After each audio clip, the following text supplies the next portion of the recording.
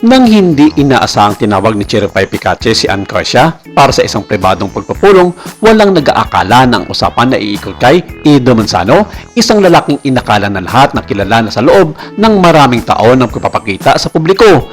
Pabulong lang ang mga babala, ngunit sapat na ang mga ito para tuluyang baguhin ang kapaligiran.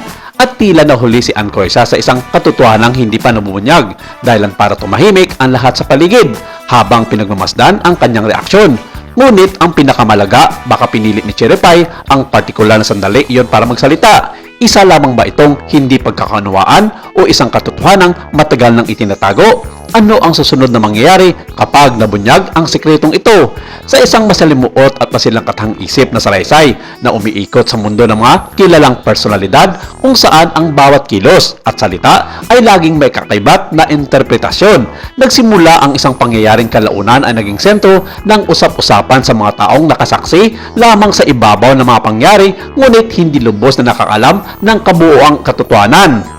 Sa loob ng isang pribadong pagpupulong na ginanap sa isang tahimik at maingat na kapaligiran, si Cherify Picache ay gumawa ng isang desisyong hindi inaasahan ng karamihan ng tawagin niya si Ann Croacia sa isang hiwalay na pag-uusap na tila simple lamang sa panlabas, ngunit may bigat na hindi agad mapaipaliwanag. Sa unang tingin, maaring isipin na sinuman na ito ay isang karaniwang sandali ng pakikipag-usap sa pagitan ng dalawang taong magkakilala sa iisang mundo. Ngunit sa likod ng katahimikan ng silid ay may unti-unting mga nabubuong tensyon na tila ba may mas malalim na dahilan kung bakit kailangang mangyari ang ganoong tagpo sa ganoong mga oras. Sa mga unang minuto ng kanilang pag-uusap, ang lahat ay tila maayos at kontrolado. Ngunit habang lumalalim ang palitan ng mga salita, unti-unting lumilitaw ang mga paiwatig na ang paksa ay hindi lamang tungkol sa kasalukuyang sitwasyon, kundi may kaugnayan sa mas malawak na konteksto ng mga nakaraang pangyayari at mga taong matagal nang bahagi ng kanilang kapaligiran.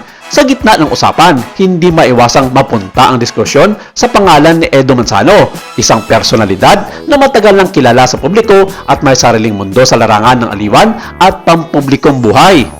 Ngunit sa pagkakataong iyon, ang kanyang pangalan ay hindi binabanggit sa paraang diretso o mapanuri, kundi bilang bahagi ng isang mas malawak na paglalatag ng mga idea at obserbasyon na tila matagal nang pinag-iisipan bago maiharap sa ganong pagkakataon. Sa isa pang mga paksa ni Christopher Min sa kanyang vlog kasama sina Romel Chica at Wendell Alvarez, na pag-usapan dito na tinawag paminsang demonyo at mukhang pera ni Cherify Picache si Edo Manzano, na ayon sa kanilang mapagkatiwalaang source na bagay namang nagbigay ng ating opinyon mula sa mga netizens. Sa kabilang banda, habang nagpapatuloy ang usapan, si Ann Croacia ay natiling tahimik sa ilang sandali, hindi dahil sa kakulangan ng kakayahang sumagot, kundi dahil sa bigat ng mga payag na unti-unting bumabalot sa sitwasyon.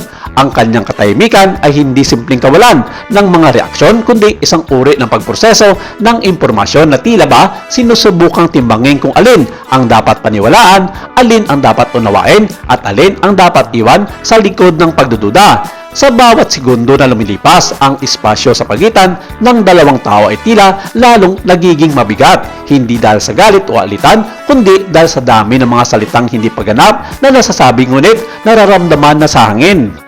Sa kabilang banda, si Cherify Picache ay natiling kalmado, ngunit may malinaw na layunin sa kanyang mga sinasabi.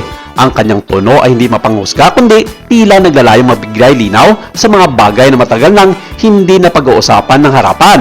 Sa ganitong uri ng sitwasyon, ang bawat salita ay parang maingat na ilalapag sa mesa. Sinusukat kung gaano kalalim ang magiging epekto nito sa taong kaharap. Hindi ito simpleng paglalantad ng impormasyon, kundi isang maingat na paglalakad sa manipis na linya ng pag-unawa at pagdududa.